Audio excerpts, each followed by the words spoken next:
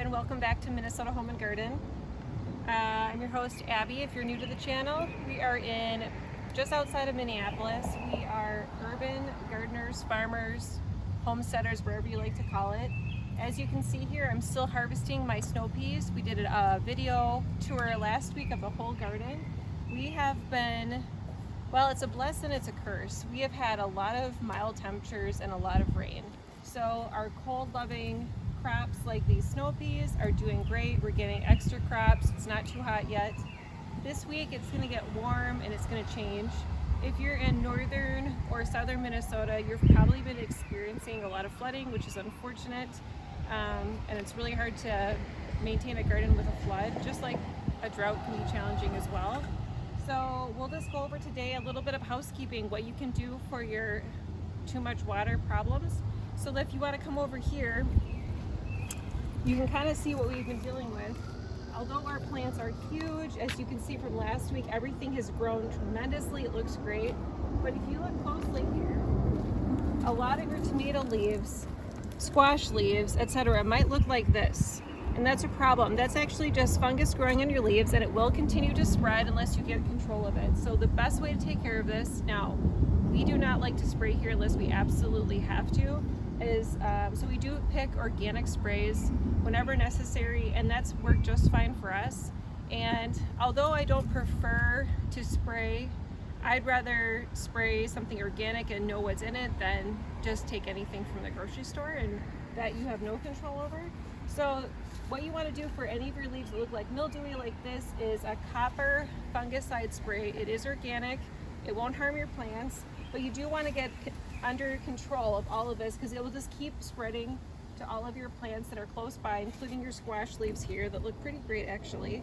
So just as something to think about. Another thing that we noticed as we've been harvesting our raspberries and cherries from a neighbor's house is some have unfortunately rotted on the vine. They look totally fine on the outside, and I can show you, but on the inside they're actually moldy, and that's just from heavy rain and not enough warm temperatures. So if you have little ones that like to go in the garden and pick raspberries and eat them right off the vine, I know I like to do that and a lot of kids do, maybe this year I would check all the raspberries first before letting your kids eat them, because you do not want to eat moldy fruit, which is unfortunate. So yeah, as you can see, the front yard's looking great. Got to take care of the fungicide. We're still getting a decent raspberry harvest despite some of the moldy ones, so just follow me along and we'll go through the backyard as well. Okay, so we're in the backyard now. This is our brassica tunnel. As you can see, it has grown substantially since last week. We've already harvested quite a bit. We've harvested some bok choy, some of this golden cabbage. This golden cabbage is so sweet, it's so tender. This was our first year growing it. It's done exceptionally well. Now, as you notice, it has the mesh cover, and that's to protect it from cabbage loopers, and that is done excellent this year at doing that. But you probably notice there's some small holes just on the outside leaves here, and that's really nothing to worry about. You're going to probably pull those off. You can compost them. You could give them to, you know, the bunnies if you do that, or composting is a great option as well. I have to show off my hollyhocks. I know last week they just started blooming, but look at them now. They are huge. They're so big. They're toppling over.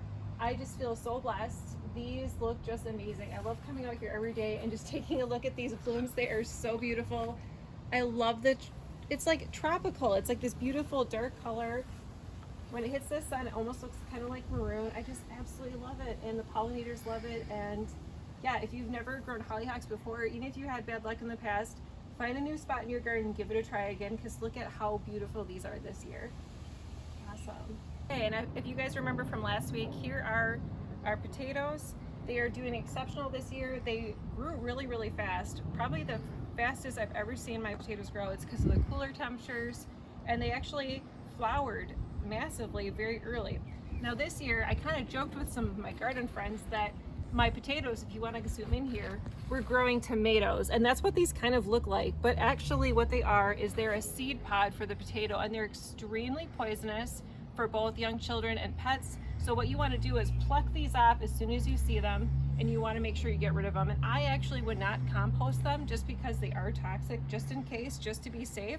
So remember to unplug these, take these off, and get rid of these, because you would never want your kids to accidentally think this is a tomato and eat it. So that's just my garden tip today, and don't forget to spray with organic sprays when you're out in the garden. Thank you.